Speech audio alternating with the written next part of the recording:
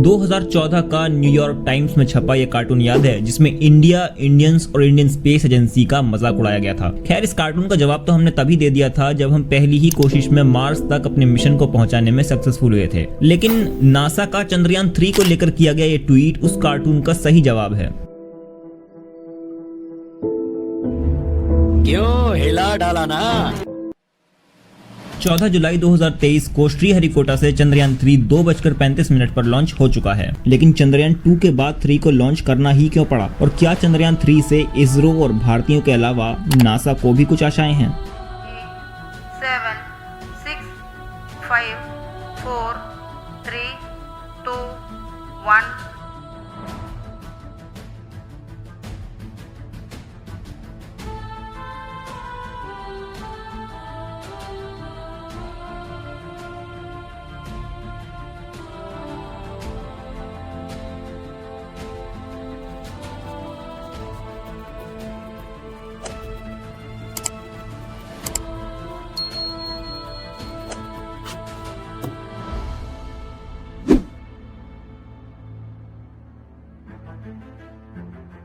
साल 2019 में मिशन चंद्रयान 2 के दौरान चांद की सतह पर लैंडर विक्रम की हार्ड लैंडिंग ने देशवासियों का दिल तोड़ दिया था। अब चंद्रयान 3 के जरिए एक बार फिर से करोड़ों देशवासियों के सपने भी उड़ान भरने को तैयार हैं। इस मिशन से इसरो के साथ साथ पूरे देश को काफी उम्मीदें हैं। चंद्रयान 3 चांद की सतह की तस्वीरें भेजेगा, वहाँ के वातावरण, खनिज, मिट्टी वगैरह से जुड़ी तमाम जानकारियां वो जुटाएगा। 2008 में जब इसरो ने भारत का पहला चंद्र मिशन यानी चंद्रयान प्रथम सफलतापूर्वक लॉन्च किया था, तब इसने चंद्रमा की परिक्रमा की और चंद्रमा की सतह पर पानी के अणुओं की खोज की थी। चंद्रयान 2 ने एक तकनीकी खराबी के बाद संगठन के साथ सभी संपर्क खो दिए थे। स्पेस एजेंसी के मुताबिक सभी साइंटिस्ट ने इस बार चंद्रयान 2 की गलतियों को ना दोहराने के लिए कड़ी मेहनत की है। 7 सितंबर 2019 को इसरो द्वारा चंद्रयान 2 मिशन लॉन्च किया गया था।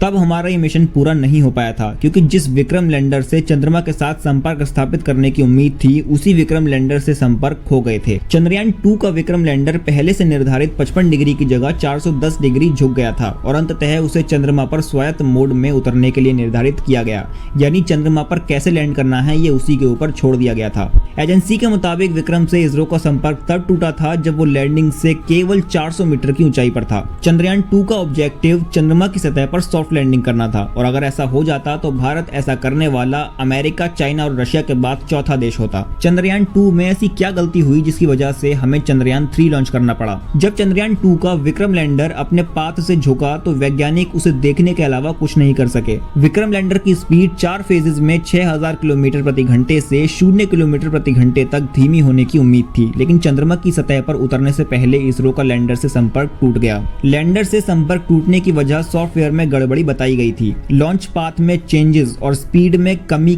के कारण विक्रम लैंडर चंद्रमा रोवर प्रज्ञान के साथ चंद्रमा पर दुर्घटनाग्रस्त होकर नष्ट हो गए थे। लॉन्च पाथ में चेंजेस और स्पीड की कमी के कारण चंद्रयान 2 अनसक्सेसफुल रहा था। चंद्रयान 2 के दौरान जो गलतियां हुई थीं उन्हें सुधारा गया, इसलिए चंद्रयान 3 चंद्रयान 2 से थोड़ा अलग है। चंद्रयान 3 एक स्पेक्ट्रोपोलरिमेट्री हैबिटेबल प्लेनेट ऑफ अर्थ नाम का पेलोड लेकर जा रहा है, जो इससे पिछले मिशन में नहीं था।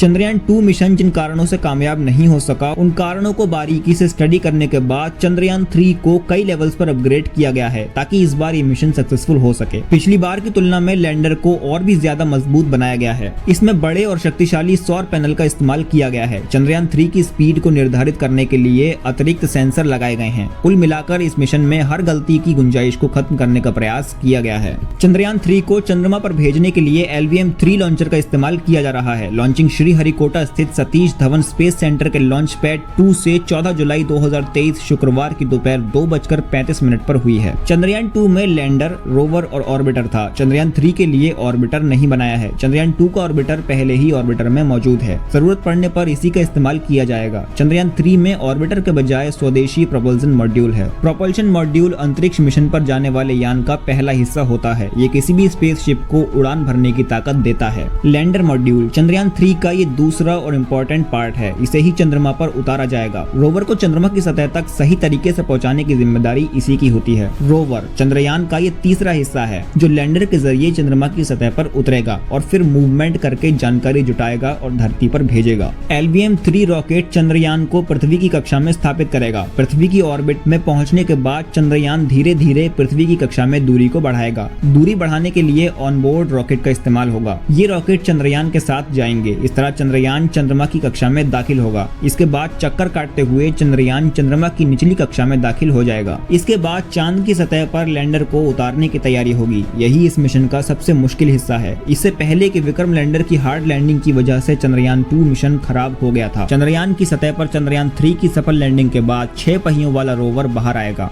चंद्रयान 2 की मिशन लाइफ 7 साल अनुमानित की गई थी। वहीं चंद्रयान 3 के प्रोपल्जन मॉड्यूल को 3 से 6 महीने काम करने के लिए बनाया गया है। चंद्रयान 2 के मुकाबले चंद्रयान 3 ज्यादा तेजी से चांद की तरफ बढ़ेगा। ये मिशन चांद पर किए गए दुनिया के दूसरे सभी मिशन से अलग है, क्योंकि अभी तक के सभी मिशन चांद के नॉर्थ पोल पर उतरे हैं, लेकिन चंद्रयान 3 चांद के साउथ पोल पर उतरेगा।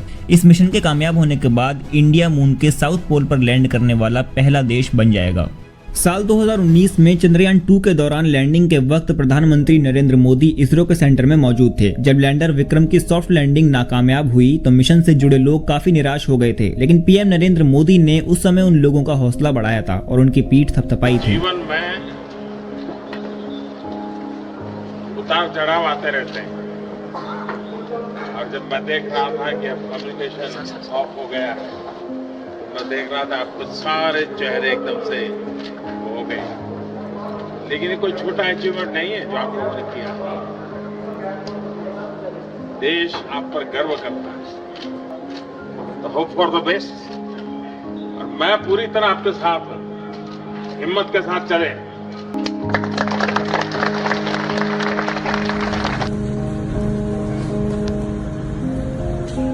अब पीएम मोदी के ही कार्यकाल में इसरो चंद्रयान 2 का फॉलोअप मिशन चंद्रयान 3 के जरिए चांद की ओर बढ़ने के लिए फिर से तैयार है। चंद्रयान 1 के बाद चंद्रयान 2 को लॉन्च करने में इसरो को 10 साल से ज्यादा का समय लगा था, लेकिन चंद्रयान 2 के 4 साल बाद ही चंद्रयान 3 अपने सफर के लिए तैयार है। ऐसे में अगर इस मिशन में कामयाबी मिलती है तो न सिर्फ इसरो की दुनिया में और मजबूत छवि होगी, बल्कि भारत और पीएम मोदी की भी साख और मजबूत होगी। 1960 और 70 के दशक में अमेरिका और सोवियत संघ के बीच शुरू हुई स्पेस रेस के चलते अपोलो मिशन के अंतर्गत अमेरिका ने साल 1969 में अपने 2 एस्ट्रोनॉट नील आर्मस्ट्रांग और बज एल्ड्रिन को चांद की सतह पर उतारा था। इसके बाद कई अपोलो मिशंस चांद पर भेजे गए। हालांकि साल 1972 के बाद से अभी तक चांद की सतह पर किसी ने भी कदम नहीं रखा है। वहीं अब दोबारा अमेरिका और दुनिया के बाकी देश चांद को एक्सप्लोर करने के लिए कमर कस रहे हैं। अमेरिका, रशिया और यूरोपियन कंट्रीज के अलावा इंडिया भी इस रेस में शामिल है। इसका सबूत चंद्रयान 2 की विफलता के केवल 4 साल बाद ही चंद्रयान 3 का प्रक्षेपण है।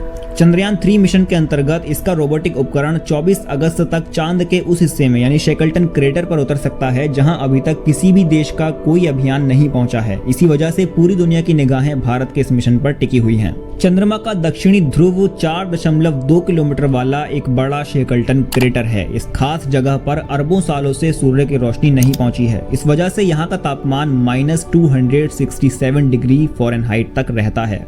विशेषज्ञों के मुताबिक इस जगह पर हाइड्रोजन की मात्रा काफी ज्यादा है। इस कारण यहाँ पर पानी की मौजूदगी हो सकती है। कई वैज्ञानिकों के द्वारा यह अनुमान लगाया जा रहा है कि शेकल्टन क्रेटर के पास 100 मिलियन टन क्रिस्टलाइज वाटर मिल सकता है। इसके अलावा यहाँ पर अमोनिया, मीथेन, सोडियम, मरकरी और सिल्वर जैसे जरूरी संसाधन मिल सकते हैं। चंद्रयान 3 मिशन के अंतर्गत रोवर के माध्यम से इन्हीं जगहों को एक्सप्लोर किया जाएगा। रोवर की मदद से चांद की सतह की मिट्टी, वहाँ का तापमान और वातावरण में मौजूद गैसेस के बारे में पता लगाया जाएगा। इसके अलावा चंद्रमा के दक्षिणी ध्रुव की संरचना और वहाँ का भूविज्ञान कैसा है, इन तथ्यों के बारे में भी जाना जाएगा। दोस्तों, क्या आप जानते हैं कि इसरो का ये मिशन नासा के लिए भी इंपॉर्टेंट है? कैसे? चंद्रयान 3 नासा के आर्टेमिस 3 मिशन के लिए काफी महत्वपूर्ण होने वाला है। आर्टेमिस 3 मिशन के अंतर्गत नासा चांद के दक्षिणी ध्रुव पर यानी वहीं जहां पर चंद्रयान 3 उतरने वाला है, वहां पर इंसानों को उतारने की योजना बना रहा है। ऐसे में चंद्रयान 3 की खोज से चांद के साउथ पोल के बारे में जो डाटा मिलेगा, उससे चांद के आर्टेमिस मिशन को चांद के इस खास एरिया के बारे में बहुत सी महत्वपूर्ण जानकारियां मिलेंगी। तो दोस्तों, अगर आपको ये वीडियो पसंद आई हो तो स्पेस एंड एस्ट्रोनॉमी पर बनी हुई वीडियोस की प्लेलिस्ट लेफ्ट साइड में है। वीडियो को लाइक और चैनल को सब्सक्राइब जरूर कर लेना।